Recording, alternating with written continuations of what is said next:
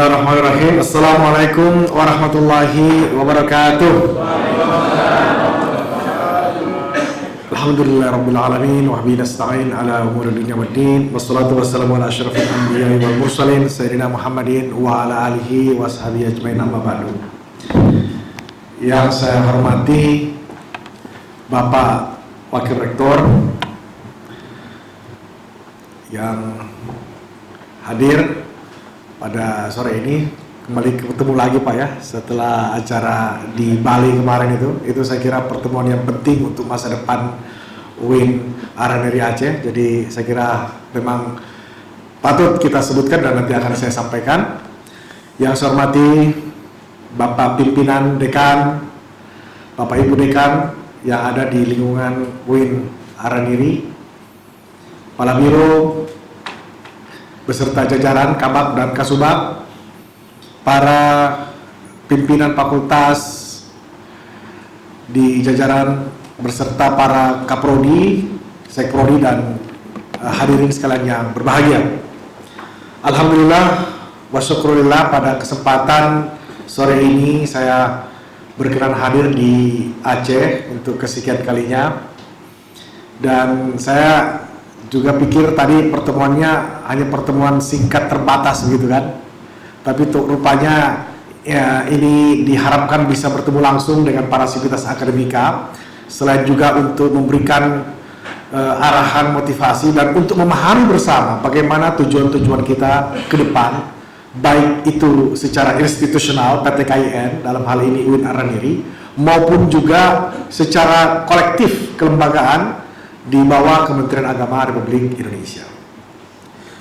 Bapak Ibu sekalian, saya melihat bahwa apa yang dilaksanakan, yang dimulai rintis oleh UIN Araniri, ya, UIN Araniri dan UIN lainnya seperti yang tergabung dalam kelompok 3 itu, Aceh, Bandung dan Makassar, ya, ini merintis sebuah perubahan yang sangat penting bagi kemajuan suatu perguruan tinggi di negara kita Indonesia. Seperti pernah saya sampaikan dalam acara raker ya di hotel mana ini? Kayani ya, di daerah Penayung itu, bahwa perguruan tinggi itu memainkan peran besar dalam mendorong kemajuan bangsa.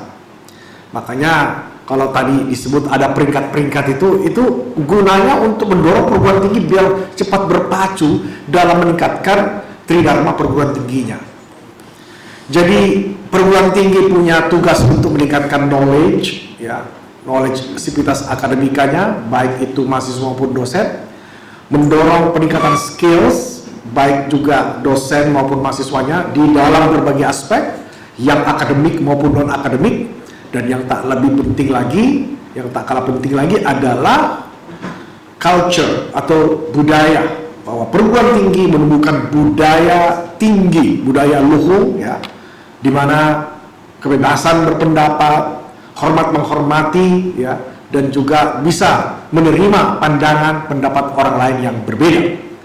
Nah, karena itu maka upaya yang dilakukan yang kemarin itu dalam pertemuan di Denpasar ya, di Ubud persisnya ya Pak WR2, saya sampaikan bahwa apa yang mau dilakukan oleh Aceh Bandung Makassar ini, ya, saya bilang poros Aceh Bandung Makassar karena ABM gitu kan ya. Itu bukan lagi seperti poros-poros yang dibuat oleh 4-in-1. 4-in-1 itu Medan, Palembang, Semarang, Mataram, ya. Dan juga bukan yang dilakukan oleh 6-in-1 itu. 6-in-1 itu Padang, Jambi, Lampung, Banten, Surabaya, dan Banjarmasin. Kenapa saya bilang berbeda? Karena 3 UIN besar ini itu sudah lebih awal berdiri dan sudah pernah mendapatkan loan sebelumnya dari IDB ataupun dari pinjaman luar negeri lainnya. Artinya mereka 3 lembaga besar ini sudah berpengalaman. Karena itu harus memikirkan bagaimana visi yang lebih panjang ke depan dan lebih makro, khususnya untuk meningkatkan daya saing bangsa. Maka saya tidak bicara soal 2020-2024 untuk 3 UIN ini.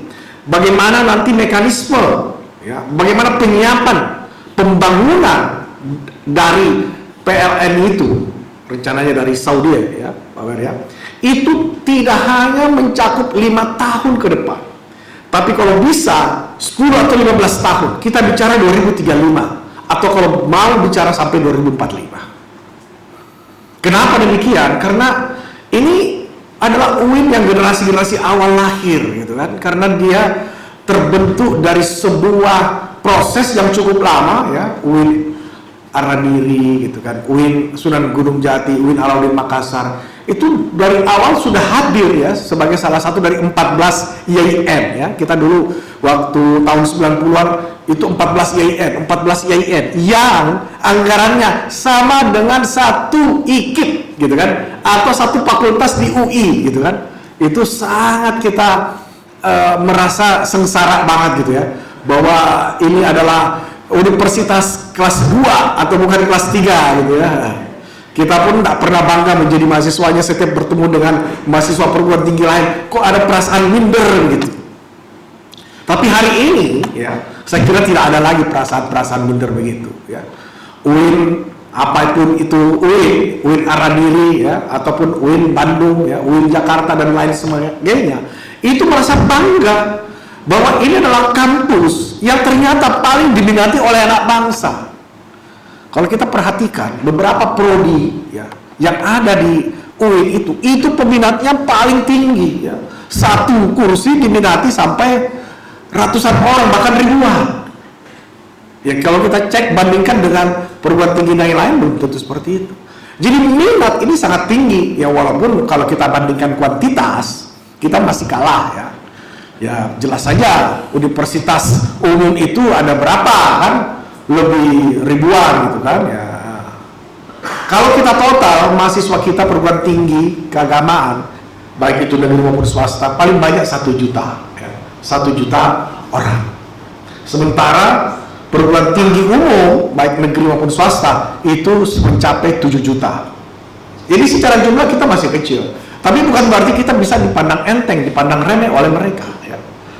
Kalau mau jujur, banyak pengajar, tenaga pendidik di perguruan tinggi umum itu sudah merasa bahwa UIN itu saingan ya. Yang paling nyata adalah kita memiliki 5 jurnal terindeks Scopus di bidang sosial humaniora. Mereka masih jarang, yang paling banyak justru ada di ilmu eksakta, ilmu alam. Ini satu kebanggaan ya, suatu merasa bahwa kita tuh tidak boleh dianggap enteng oleh perguruan tinggi umum ya. Maka dari itu saya sekali lagi ingin mengimbau, memotivasi ya, khususnya Sivitas Akademika UIN Araniri, bahwa tantangan ke depan ini sangat luar biasa, dan kontribusi ya Bapak Ibu pimpinan, wakil rektor, Bapak Ibu dekan, para kaprodi, sekprodi ini jelas sangat nyata diminta untuk berperan aktif. Apalagi saya dengar jumlah mahasiswa UIN Araniri ini sudah tembus angka 20.000 ya. Ya, sudah lebih ya? Sudah lebih. Sudah sampai berapa Pak Wer? 27.000. Masya Allah. Ini saja sudah dihitung-hitung angka itu, kalau dihitung dari segi pendapatannya saja, PNBP-nya saja, ini kan sudah lumayan ini kan. Artinya untuk sebagai BLU itu sudah cukup gemuk gitu kan. Nah, kalau dihitung dibanding yang lain-lain, ada yang BLU lain ada seperti UIN, katakanlah kayak UIN Banten, UIN Banjarmasin, ya tapi jumlah mahasiswa mereka enggak sampai 20.000 gitu. Itu masih berat gitu kan. Nah, dengan modal seperti itu, hemat saya, peran serta UIN ya, untuk merumuskan apa yang mau dilakukan dalam rentang waktu 5, 10 sampai 15 tahun ke depan itu perlu dirumuskan. Jangan sampai PLN ini hanya sekedar proyek pembangunan gedung-gedung saja di kampus 2 ya. Tadi Pak Jalil bilang ada 37 hektar ya. Wah, itu luar biasa itu, 37 hektar, dan lokasinya strategis ya, dekat bandara ya. Ini bandara internasional kan, bandara Iskandar Muda, Sultan Iskandar Muda ini bisa langsung ke Pineng, bisa langsung ke Kuala Lumpur gitu kan, ke Medan dan ke Jakarta. Ini untuk mendatangkan tamu asing gitu kan, ataupun untuk juga melakukan penetrasi ke luar negeri ataupun mengundang para tamu, para mahasiswa, dosen dan sebagainya, ini menjadi sangat mudah. Karena itu maka yang paling dipentingkan juga selain adanya bangunan-bangunan fisik tadi ya, adalah sumber daya manusianya. Sumber daya manusianya. Tidak henti-hentinya saya mendengar dalam berbagai event peresmian gedung SBSN oleh Pak Menteri Agama ya, beliau selalu menekankan betul betapa pembangunan gedung itu ya, itu hanyalah alat sarana saja. Tapi yang dipentingkan bahwa manusia yang nanti beraktivitas di dalam gedung itu, inilah yang menjadi sasaran utama proses pembangunan itu. Maka seperti yang saya sebutkan di awal tadi, kita membangun knowledge, membangun skills, dan juga culture. Ini yang perlu kita perhatikan agar SDM UIN Ar-Raden siap dalam menghadapi tantangan 5, 10, sampai 15 tahun ke depan. Maka saya ingin nanti Pak WR2 bisa menjembatani masukan-masukan dari Sivitas Akademika bagaimana kita menyiapkan SDM-SDM kita yang unggul. Karena dari dana PLN, dana pinjaman luar negeri itu kan ada dana pendamping ya, yang turun dari DIPA ya. Nggak tahu berapa nanti Pak Jalil yang tahu lah itu persisnya berapa persen mau disandingkan itu. Ya kalau dapat PLN sekian ratus miliar, kira-kira dana pendampingnya berapa persen gitu kan. Nah dana pendamping ini agar betul-betul dapat dimaksimalkan untuk peningkatan kualitas SDM yang ada. Yang sudah doktor, bagaimana mereka bisa memiliki keahlian untuk bisa mengajar dengan baik, misalnya mengajar mahasiswa asing, mahasiswa internasional, bagaimana bisa membimbing program-program magister dan doktor, dan bagaimana mereka segera secepat itu bisa lanjut menjadi profesor, guru besar ya. Karena kita juga krisis jumlah guru besarnya. UIN Ar-Raden ini berapa guru besarnya Pak? 16 orang ya kan? 16 orang ini sedikit ini, masih sedikit ya. Aduh, untuk menjadi universitas gitu kan ya. Sebenarnya kalau kita bilang 50 itu juga masih minim. Masih minim. Jakarta yang punya 65 itu minim sekali gitu, minim. Walaupun kita sudah anggap wah Jakarta sudah bagus, tapi dengan jumlah 1000 dosen tenaga pendidik dengan hanya 56 atau 65 profesor di UIN Jakarta itu masih terasa sedikit sekali. Saya bayangkan yang universitas kita itu UIN itu guru besarnya itu jumlahnya 250 orang, gitu kan? 300 orang gitu dengan jumlah dosen 2000 sampai 3000. Itu luar biasa sekali. Sehingga kemudian mereka ini sebagai satuan guru-guru besar itu bisa memberi makna bagi kehadiran kampus perguruan tinggi baik itu di level provinsi maupun di level nasional. Maka ini saya kira mudah-mudahan nanti bisa disusun sebuah rencana-rencana aksi ya, bahwa ada PLN pembangunan fisik, tapi di saat yang sama juga ada pembangunan SDM. Dan ini wilayah ranah R2 ini Pak. SDM itu kan kepegawaian dan selain sebagainya. Nah, kita harapkan betul partisipasi semua pihak ya, tentu kita ingin maju bersama-sama. Kita tidak melihat siapapun dari latar belakang manapun, siapapun yang ingin maju, saya welcome ya. Saya di kementerian juga begitu, ada rektor yang rajin menyapa, ada rektor juga yang tidak pernah juga menyapa gitu kan. Ada. Bahkan ada rektor pun yang tidak pernah mengundang saya gitu kan. Tapi kalau Aceh lain gitu kan. Sudah berapa kali saya datang kemari gitu kan. Sudah lebih dari 4 kali gitu kan. Tapi ada UIN di Sumatera ini yang belum mengundang saya sama sekali gitu kan. Ya saya pikir mungkin yang bersangkutan sudah merasa paham ataupun tidak perlu arahan atau juga bisa bergerak sendiri gitu kan. Tapi kalau pas ada masalah baru mengadu gitu kan. Baru minta tolong begini. Wah saya bilang kenapa nggak ngundang sih biar kita bicara apa yang perlu sama-sama kita lakukan gitu kan. Apa yang perlu kita hadapi bersama-sama sehingga kita dapat mencari solusi-solusi yang nantinya dapat bermanfaat lebih luas. Bapak Ibu pimpinan UIN Araniri yang berbahagia, dalam kaitan ini maka kita tidak bisa lagi menunggu waktu ya. Ini dalam kurun waktu 1 tahun saya kira Pak Jalil ya, itu akan bisa diturunkan itu angka-angka yang sudah diajukan, dan ini termasuk cepat progresnya. Kemarin itu pihak Bappenas melihat bahwa ini 3 UIN besar ini mau minjam luar negeri kok paling cepat gitu ya, dibanding 4-in-1 atau 6-in-1. 6-in-1 malah ditunda atau malah dialihkan gitu, menjadi SPSN gitu. Ya sebenarnya 6-in-1 itu tidak lain adalah SPSN yang multi years kalau kita mau bilang seperti itu. Nah, dengan keadaan seperti ini, misalnya penyusunan Blue Book sampai kemudian sekarang proses persetujuan Green Book ini termasuk cepat ya. Saya kira semua ini baru diproses tahun 2019 ya Pak ya. Jadi belum ada setahun gitu kan sudah masuk Green Book. Istilahnya kalau Bappenas itu kalau sudah kayak gitu udah lampu hijau ya. Tinggal nanti diajukan ke pihak funder pemilik dana dalam hal ini Saudi ya, dan itu nanti proses-proses akadnya dan seterusnya itu bisa diselesaikan dalam waktu yang tidak terlalu lama.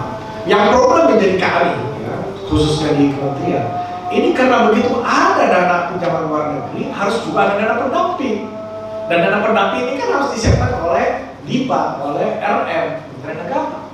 Dan ketika ini diambil untuk menambah, maka itu konsekuensinya pada anggaran-anggaran yang lain. Maka kita tidak bisa mempercepat misalnya sampai di awal tahun. Kita tunggu dulu 4-in-1 selesai ya. Sekarang ini Medan, Palembang, kemudian Semarang dan Mataram itu sudah pertengahan ya. Mungkin nanti antara Februari atau Maret mereka selesai. Jadi paling terakhir tahun 2020 proses pembangunan di kampus 2 UIN Aceh itu bisa kita mulai. Namun meski nanti baru tahu paruh akhir tahun ke 2020 dimulai, saya mohon nanti pimpinan sudah bisa menyusun langkah-langkah bagaimana pengembangan SDM-nya. Tolong dipetakan dari masing-masing fakultas ini berapa kebutuhannya. Kalau sementara kita masih bisa menutup dengan dosen tetap non PNS, ya, yang sekarang juga kita lagi pikirkan untuk mengangkat P3K itu, kita lagi sedang merumuskan dan Pak Dirjen sudah memberikan arahan pada saya untuk menindaklanjutinya. Ini berarti bahwa kita punya tugas untuk membina mereka ini, baik itu dosen tetap non PNS, dan terutama lagi adalah mereka yang kemarin terangkat sebagai CPNS itu dan sekarang masuk sebagai CPNS. Ada berapa CPNS yang diterima sebagai informasi dosen kemarin di UIN Araniri? Ada 40 orang. Ada 40 ya. Ini kan rata-rata sudah master semua. Apakah sudah dipikirkan bahwa mereka ini nantinya ya, akan disekolahkan? Tentu harus ada pemetaan, ya kan? Misalnya dari 40 CPNS ini ditempatkan di Fakultas Ekonomi berapa, di Fakultas Syariah berapa, di Fakultas Psikologi berapa. Lantas keilmuan mereka itu apa? Jangan semua seragam. Ini kadang-kadang saya sedih juga setiap saya membaca usulan-usulan yang mau program 5.000 dokter itu ya, rata-rata ambil tuh tarbiyah ya, udah education semuanya ngambil bahasa Inggris semua gitu kan. Ya kan tidak mungkin juga kalau semua nanti dosen kita ini rata-rata yang dokter luar negeri, dosen bahasa Inggris semua. Nah ini berarti kita tidak cermat juga untuk mengusung siapa-siapa yang mau kita proyeksikan untuk mendapatkan gelar doktor di luar negeri. Kita butuh banyak misalnya ahli ya, yang ahli doktor ilmu komunikasi misalnya, doktor ilmu psikologi, ya, doktor ilmu ekonomi pembangunan, ya, atau doktor ilmu akuntansi. Ya. Ini perlu ada ya. Saya nggak tahu bagaimana ya, tapi ini adalah PR dari pimpinan UIN Araniri agar bisa nantinya mengirim ya, jumlah itu kepada baik itu lewat dana sendiri atau juga lewat program 5.000 dokter.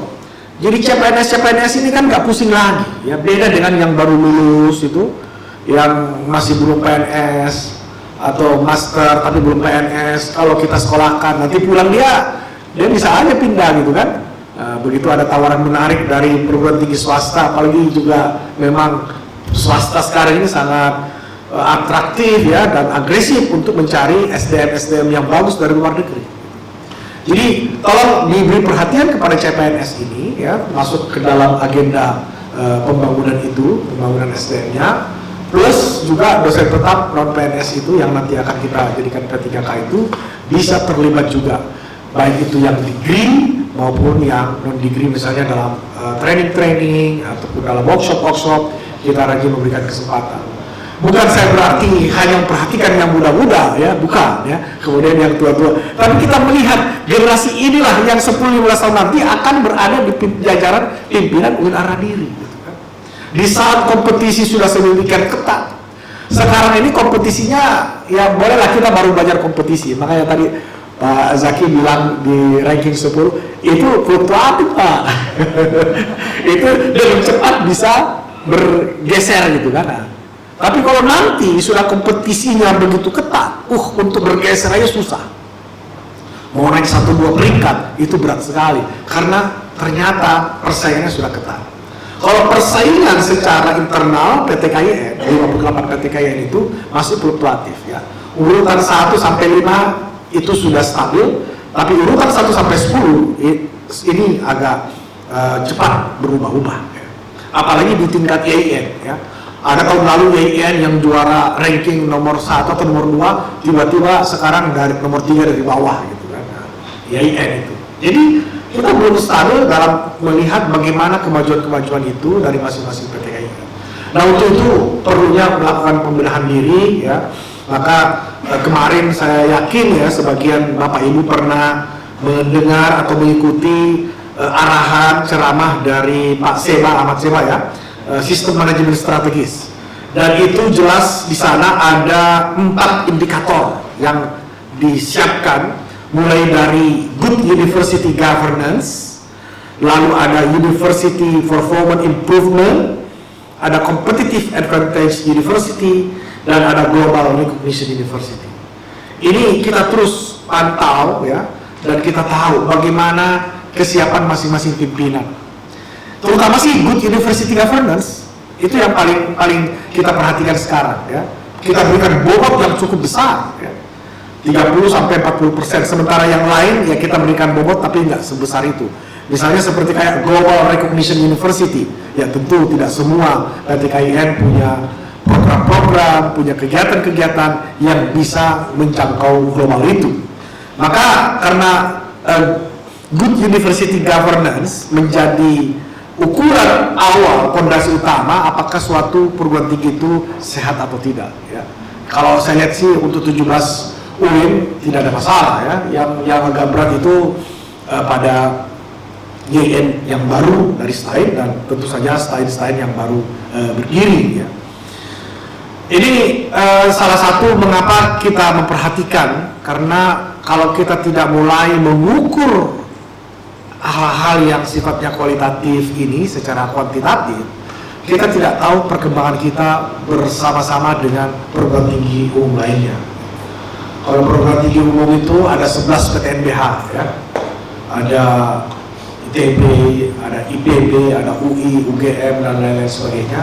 Yang 11 ini pun mereka didorong masuk menjadi peringkat 500 besar ya. Dari 11 itu baru 4 ya atau 3 yang masuk 300 besar ya.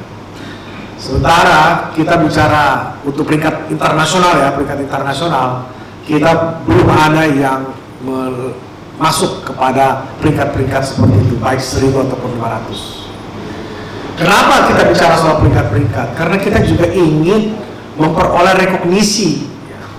Orang-orang yang datang ke kampus PTKIN untuk belajar itu karena merasa bahwa di tempat ini bukan semata-mata dapat gratisan beasiswanya, tidak gitu kan. Nah, ini kan seolah-olah kita masih belanja aja kan untuk memperkenalkan kampus-kampus, kita berikan beasiswa banyak kepada mahasiswa asing. Tapi kita harapkan nanti ya, mahasiswa asing itu datang belajar dan membayar sendiri, dan bisa perguruan tinggi itu semacam industri ya, yang menambah income pendapatan negara. Perguruan tinggi di Australia itu kalau misalnya diboikot oleh negara-negara Asia, itu bisa langsung kolaps itu perguruan tinggi Australia itu. Karena income pendapatannya lebih banyak dari mahasiswa-mahasiswa dari Asia, gitu kan. Ya dari Indonesia, dari China, dari Vietnam, ya dari Malaysia dan lain sebagainya. Sehingga itu masih merupakan income yang besar. Ya. Karena suatu saat ada kejadian juga ya.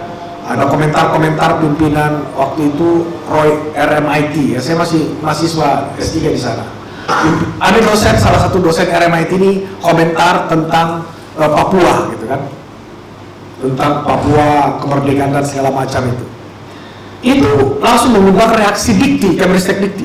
Kemristek Dikti langsung mengirim surat pernyataan bahwa dosen tersebut harus minta maaf atau harus meralat, karena kalau tidak kami tidak akan berikan rekomendasi lagi untuk sekolah ke RMIT.